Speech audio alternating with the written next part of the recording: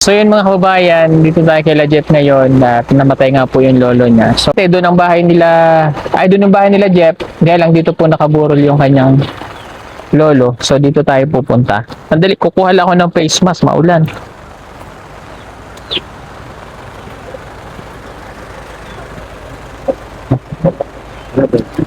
Thank you. Thank you so much. Yung ganito pala. Meron lang kami ditong mga dalang tinapay. Ayan. Mga mga dala-dala namin ng mga biscuit po. Magpe-face mask lang po ako. Para protection din po natin kasi yung dito, yung mga tao dito karamihan may mga sipon dito. Para ligtas din po tayo sa diba? Mahirap. Okay? And anyway, paano pa natin madadala yung naulan kasi hindi makalabas yung ibang team natin bago tayo dumiretso doon sa loob. Mamaya na lang o kunin na natin. Pwede naman natin may nasa si ate. Kuha na lang natin guys. Oo, doon kay hindi mayroong dyan para makuha. Hindi naman mababasa yan okay na yung mga tinapay.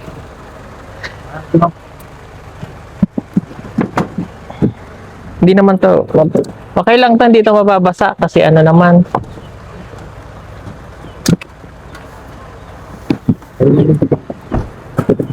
Alam, mababasa ka tanday. Ako na, okay na ako. Pag-akat mo. Huwag na, basa pa kayo ba?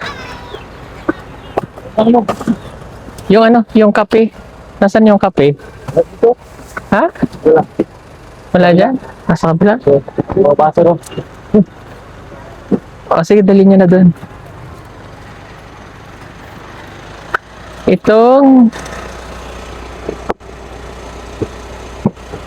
Yung kape nandyan? Asukal, nandyan din? Laki na? Para madala po natin.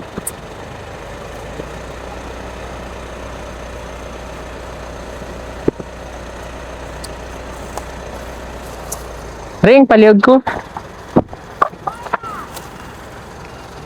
Okay. Samahan nyo kami, tara dito sa loob. Teka lang. Punta kayo dito sa loob. Okay. Tara sir, kulot ka. Oo, hindi lang natin ipapakita yung po, bawal po kasi yun sa YouTube. Tara.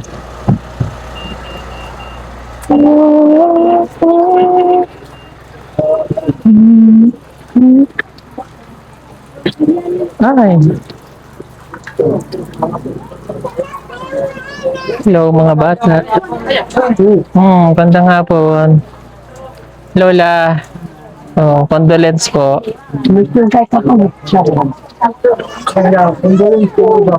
May hapon, sir. Ayong hapon po.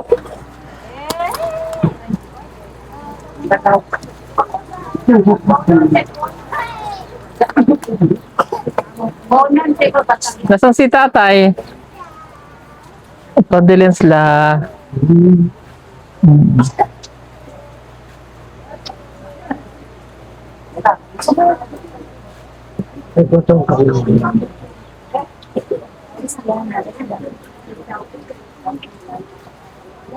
Nasaan po si tatay?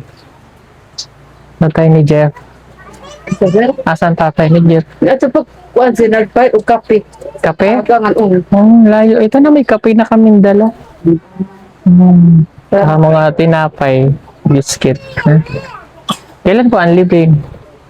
Sir. Ugma din. Ano naging sakit ni tatay? Tulong niya kanay daw. Kaya nagpa-kuwan sir, ano ang magwang. Igsoon. Ang iksunam. Sir. Ang sakit ni lolo? Sakit ang puto-puto.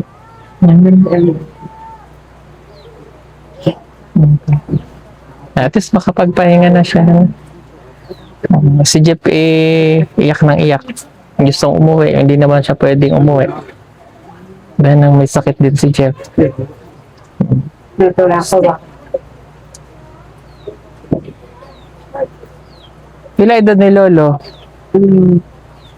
Next time na sir, 86. 86. Asan sa Ilubong? Kaya tayo sa loob. Yan lang po. Asa kayo nakatira? Sa Maguindalunan. Maguindanao. Maguindalunan.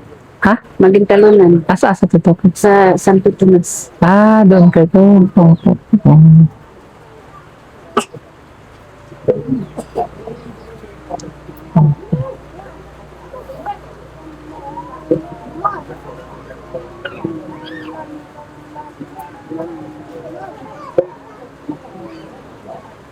Hindi pwedeng umuwi si Jeff may sakit din kasi si Jeff.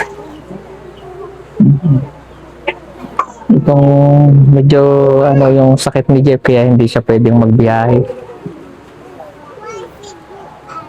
After siguro after 2 weeks na okay yung pakaramdam niya, mapayagan na siya ng doktor makabiyahe, pwede. Kasi after 2 months, ooperahan si Jeff. May sakit yan. May sakit. May rin po kasi si Jeff, may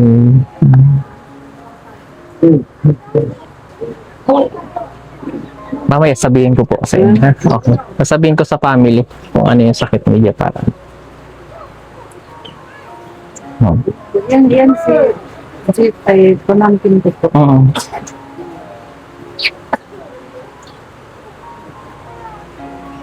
Nasaan nagsuon ni Jeff?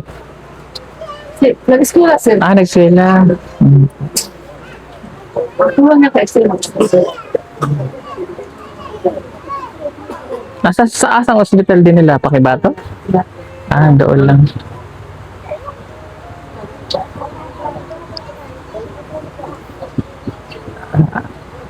Sabi ni Jeff, nung umaga, namatay daw ang lolo niya. Umaga. Tapos nabuhay daw ulit. Paano po? Tatlong beses na siya nabuhay po sir. Tapos nabuhay. Namatay siya, tapos nabuhay. May video nga ako sa kanya. Sabi niya, ayos daw kami na magkakatid. Marami siyang sinabi na yung nagpaalam sa amin na kailangan daw yung maghigugma daw may managsuon si ang papa ko. Tapos namatay siya. Tapos nabuhay ulit. Oo, tatlong beses siya nabuhay. Namatay tapos tatlong beses. Yung pinakalas na namin sa Pakibato Hospital. Itong gahapon, kaya ako na nagdala sa iya ha. Gahapon, pag mata na mo ni runing akong manghudpod, tingalaman ko sa ako ang papa nga, di naman ka mata.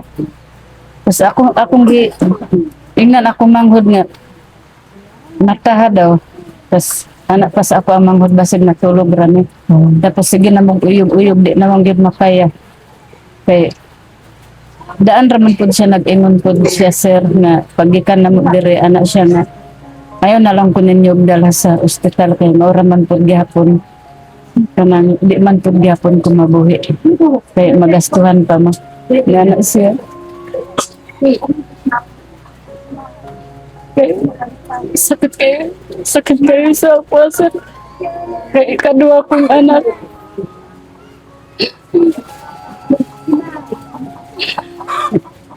nagay ko yung mga video sa'yo. Kanang nagpaalam siya na di lang yun daw niya makaya. Tapos dugay na daw siya naglakaw. Itong last gapon. Tapos gusto sa nurse ka, patunta min ko ng SPMC. Tapos siyempre among tradisyon sir. Kaming mga lumad. Duwarang yun kaadlaw. Ang kanang balihaya mo nang di dala na lang gid nako si amo diri anak ko sa nurse nga gipapirma na ko sa kanang mauli mi dire kung mauli dito sa amo kay dili pwedeng dalhan pa na siya sa SPMC kay nag-ingon man siya daan nga dili daw siya magpabalsa ma. Hindi siya nagpa-imbalsa. So ano lang po yung ilagay? Kape, ganun. Kanang di kuanan og host dire sa iyang ilong tapos ang iyang kinaon dire nagipagi sa host. Di pa inom siya gatas. Oo po. So hindi po na-imbalsa mo si Lolo? Hindi po. Tapos wala po na po siya gipainsikan. Kaya mo may tubig po niya sir. Yun nasa tradisyon niya kasi sa kanila po kasi after 2 days, kailangan mailibing na. Bukas na ilibing na. Bukas na kinagat.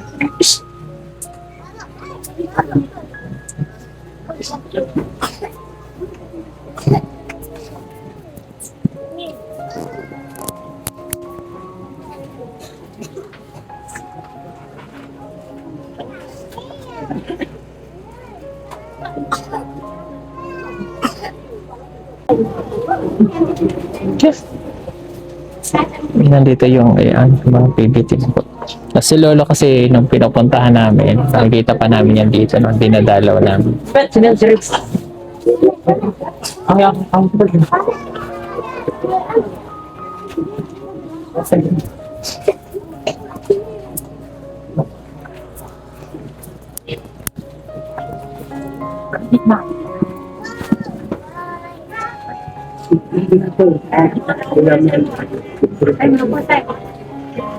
Nagpalit ng kape si tatay.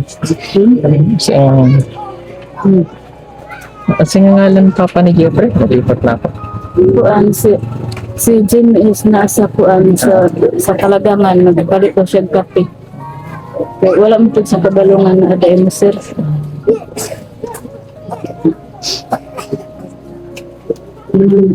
Salamat din po kayo sir. Ang mga may isuon pa si tatay. Naasod sir. Pila kayo magsuon? Unang kami nagsuon. Kuan Ang uban asa? ang isa nasa Manila tapos kami na-adder sa mga manghud na-adder. Ano pala ang kapatid sa Manila? Babae? O babae. Asa siya? Nasa Manila. Asan sa Manila po? Sa Montalban, siguro siya. Malapit po sa kanto. Hindi siya makauli. Dili. Kuan nagtawag ra tapos di istorya unta si amo dito sa ospital niya. Wag naman di naka-istorya.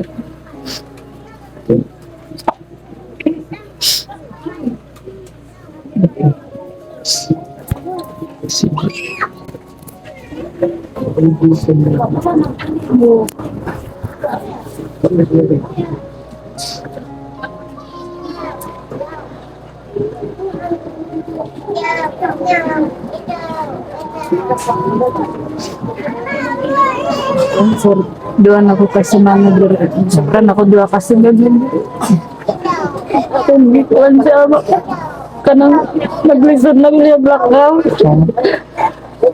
Akong di alalayan. Tapos yung gitanog ka ng kuan iyang lugaw. Nya, bisa unsara akong kuan di alalay pa naman sa iya kay para kuan iyang flame sir. Dili gud na kuan sir. Gani kuan kadua gid din ako gidala sa ospital sir. Asa nga pneumonia po? Basig murag na pneumonia gid sir.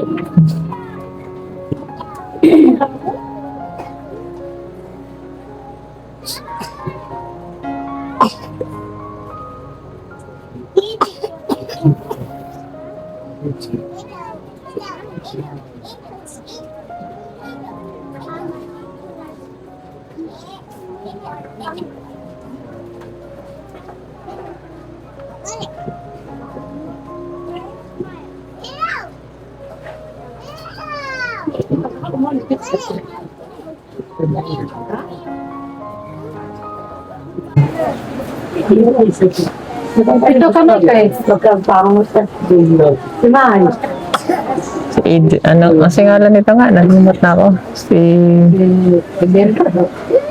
Dapat ngaran, no? Pinsan, bakit ngaran? alika Oliver, si Oliver. Ang kutubig. Kamusta ikaw? Okay lang. Okay lang. Anong grade ka na nga? Grade 9. Grade 9? Kamukha ni Jepoy. Hindi makauwi si kuya eh. Hindi pa makauwi. Okay. Nasakit din kasi si kuya. Delikado sa kanyang magbiyahe. Kasi si Rusty. Paano pumayat ka na? Pumayat to. Pati mataba to eh. No.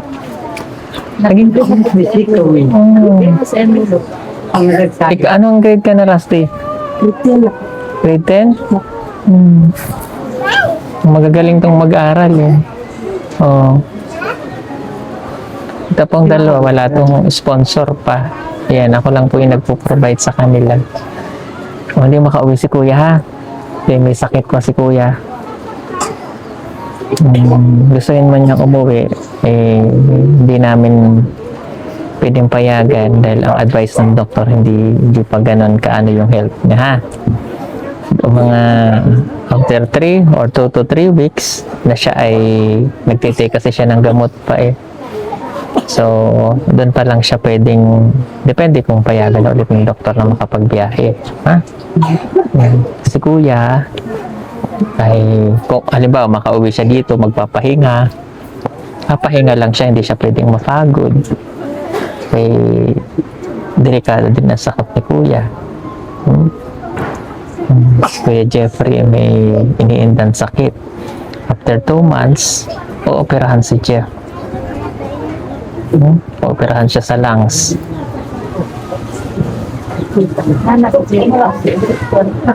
Nandito na yung papa ni Jeff.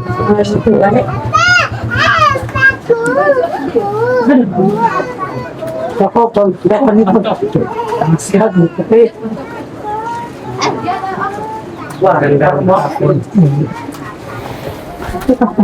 Condolence po. Naman hapon. Lingkod ka. Sira yung isip. Nasira po. Nagpalit daw kayong kape. Ito na, may dadala naman na kaming kape dyan. Para basket.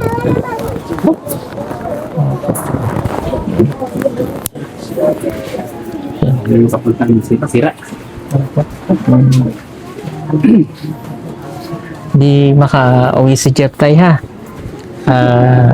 Hindi kasi siya pwedeng magbiyahe. Nagchat-chat siya sa akin kahapon. Gusto niya talagang umuwi, kaya lang hindi may sakit po kasi si Jeff. So alam niyo naman yung sakit niya, na explain naman na sa inyo nung tumawag kami. Sabi ko lang sa kanya is magpagaling, magpalakas, kasi hindi siya makakauwi talaga eh.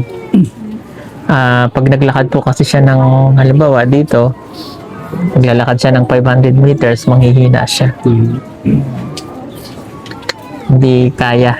At after 2 months, after 2 to 3 months, operahan po si Jeff.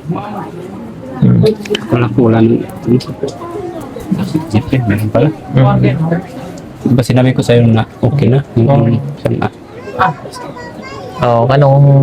Yung sakit po kasi ni Jeff is dito pa lang mayroon na siya anak.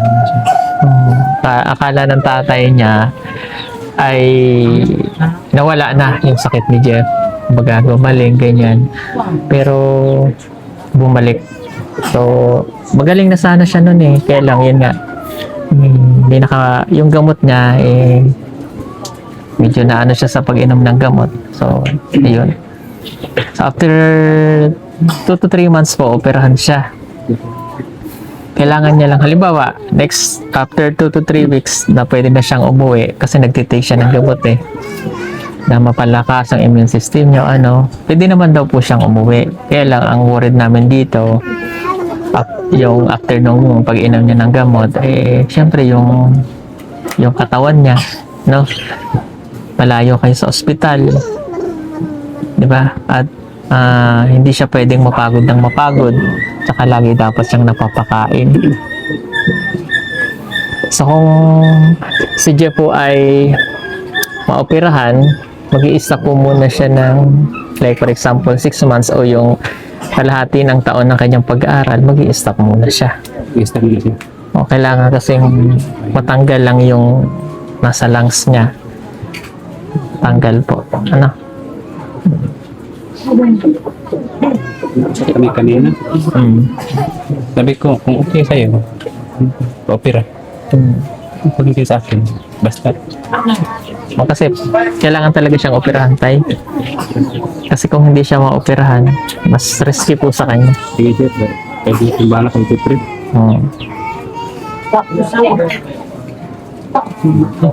Yung ba yung ikinamatay ng asawa niya po? Yung ano, TV pa yung naramdaman ng asawa ko. Tapos, okay na. Tapos, yung heart na naman niya. Bago yung heart ba? Okay. Mas connected kasi hindi agad na-check dati. Hindi ako. Opo. Priority na si Jeffrey. Inuna yung anak niya bago siya pero siya check up. Noon kasi si Jeff may gano'n na. Maliit pa lang.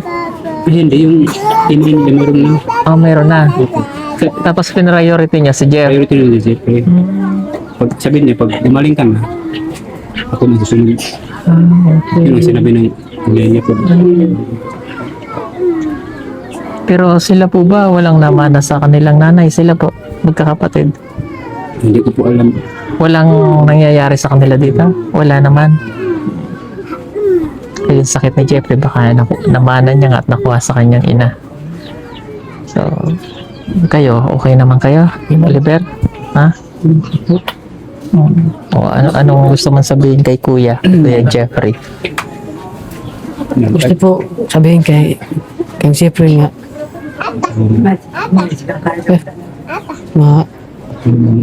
patuloy nga kanyang pag-aaral at Pagaling. at magaling yung kanyang sakit. Kaya, papagaling naman yan si Jeff. Jeff ha, lakasan mo yung loob mo, yung faith mo kay God. I know, napaka bata, napaka bait mo. Okay naman yung family mo dito. Basta iniisip ka nila na okay ka na nandiyan. So, huwag mo na lang din silang isipin dito, ano? Kasi okay naman sila. Okay lang naintindihan nila kung di ka makauwi sa pagkamatay na yung lolo. Okay lang yun. Unahin mo muna talaga yung kalusugan. Ano? Tayo, anong gusto mo sabihin kay Jeff? Gusto ko ang sabi ko lang kay Jeffrey na huwag kang palaging ano yan? Mag-isip. Huwag kang mag-isip palagi sa amin kasi mayroon kang palang sakit. Iano mo lang yung sarili mo. Relax. At wag mo naman kaming alalan kasi ako nang bala sa lolo mo. Ayun lang, Jeffrey, ang sabi ko sa iyo. Kita mo naman ito. Ayun, Jeff ha. Magpagaling ka. Kailangan mo magpalakas. Kasi yun lang yung kailangan mong gawin ngayon. Magpalakas. Okay naman yung pamilya mo dito. No? Okay? Okay.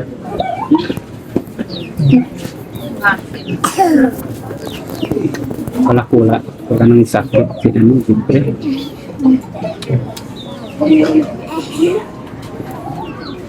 Ano po yun, nung pagdala doon kay Jeff, siguro mga 3 weeks ago nung nandoon na siya, nag-swimming kami noon, nag-swimming sila ate.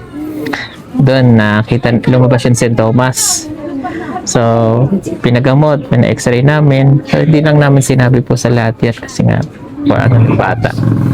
And then, pinag-take siya ng gamot.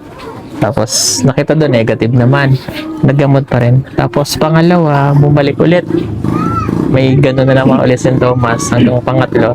Yung pangatlo niya, pinag-take na naman siya ng gamot. Problema kay Jeff nung time na yun ay hindi niya masyadong nainom yung gamot niya. Kaya na cure sana yun eh. Kumbaga hindi lumala ng gano'n. At ano naman. Tapos ito na yung huli. Yan na yung pinakamatindi po na atake sa kanya na anak. Kaya inano na namin talaga siya na hindi na talaga siya pwedeng tinapos naman niya itong first year niya sa college kasi exempted naman siya sa finals kasi magaling mag-aral yan si Jeff eh. Yung ano na lang, yung second year college niya, yun muna yung ma-stop niya yung kalahati ng taon siguro after niyang operation niya. Ayun po. Kaya hindi muna siya makakauwi po ng ano. Pagka pinayagan siya na makauwi, like for example, kasi weekly nag-check up siya eh. Lumakas-lakas na siya. At habang nag-aantay siya ng operation niya, pwede naman siyang umuwi basta may clearance siya ng doktor na pinapayagan. Yun nga lang, pag umuwi siya rito, kailangan nakakain siya ng tama.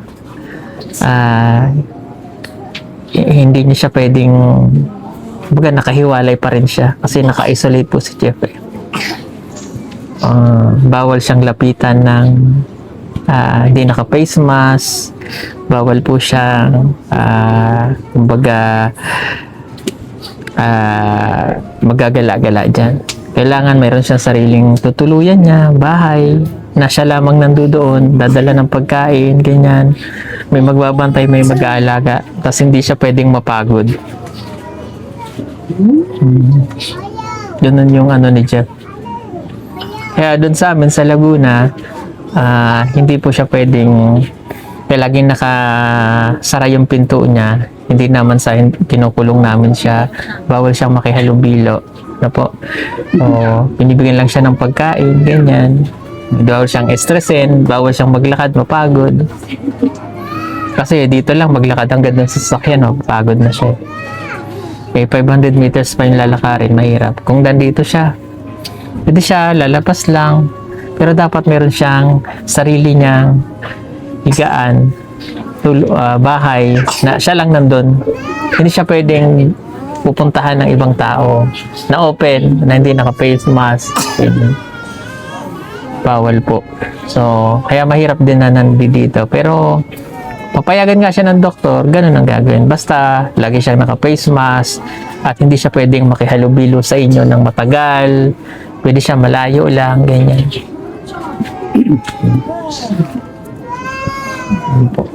So, ganun po kasi yung sitwasyon ni Jeff, kaya mahirap po siya rin iuwi ng ano. Yun. Pero titingnan po natin yung advice ng doktor. Depende po sa development, kung tinitake niyang gamot, kung ano po yung mangyayari. Sige.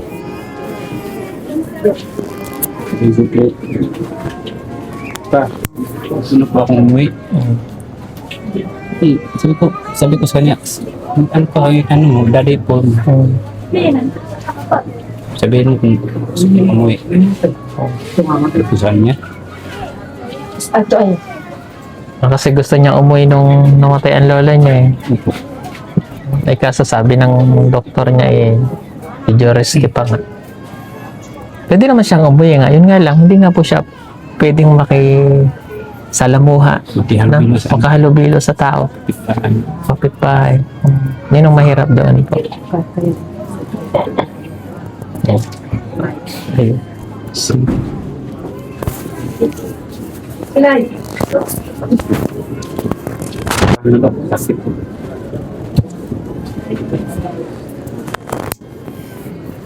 So bukas na po ang libing ni Lolo. Bukas. Aral lang mabuti ha. Opo. Okay. Yes. Mababait naman itong mga kapatid niya. Walang problema kay Jeff po. Napakagaling mag-aral. Sobra. Ang galing ng bata na yan. Sobrang galing. May hambing namin. Sa huwag niya mag-alala tayo. Kami ay gagawin namin lahat para gumaling po si Jeff. Hindi namin siya hayaan na may mangyaring masama sa kanya. Hanggang kaya po namin siyang ipagkamot.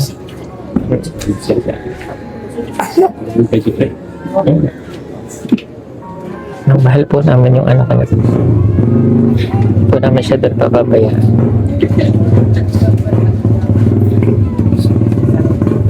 Kasi kung dito po siya inabot, hindi natin alam kung anong nangyari kay Jeff. Mahirap po kasi nandito siya. Dito siya nagkasakit ng gano'n. Sakit ko sa kanya na huwag ka palaging pagod. Oo. Kaso, ang Ang isip niya kasi, ang isip po kasi ni Jeff ay siya, malakas. malakas. Ang iniisip niya sa sarili niya, malakas siya. Pero yung katawan niya minsan biglang darating na nanghihina siya. Makaramdam lang siya ng okay yung utak niya na malakas ako. Pero maya-maya, manghihina siya. Pagising niya, yun na. Yun Yung na. palagi mag-alaro basketball. Yan nga. Hindi ko alam. Bawal po sa kanya yan yung mga mabibigat na laro. Like basketball, volleyball, magsayaw, bawal. Mag-jogging, bawal. Tsaka na pag natapos na yung operation niya. Sige. Salamat sir. Sige. Just huwag ka na mag-alala sa pamilya mo dito. Ano? Okay, at hindi na rin, hindi na kami, ate, hindi na kami magtatagil. Huwag ka nang bumili ng kape tayo, may kape na kaming nabili. Saka may mga tinapay po dito pagka may bisita po kayo na ano. Sige. May babayaran ba kayo sa ano? Meron? Kada utang.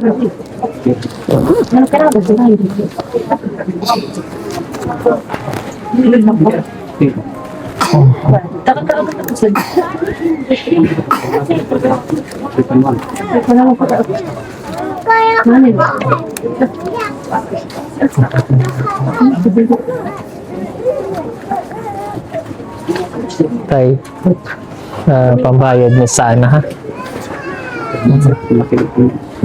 Mabayad kayo sa ni tatay. Sige po, aalis na kami ha. Maraming salamat po, sir. Thank you sa inyo. Salamat sa... Okay, Jeff, uwi na kami ha. Huwag mo na alalahanin sila dito. And si Lolo mo nagpapahinga na yan. No? Masaya na siya kung nasaan man siya ngayon. Sige po mga kababayan, kami po ay aalis na rin dahil buwas yung ulan. Maputik dun sa dadaanan namin. Salamat po and God bless po sa inyo. Thank you. Sige po. Thank you. Yeah. Sige ate. Thank you. Salamat po, sir. Thank you. Sige. Salamat po, sir. Lola.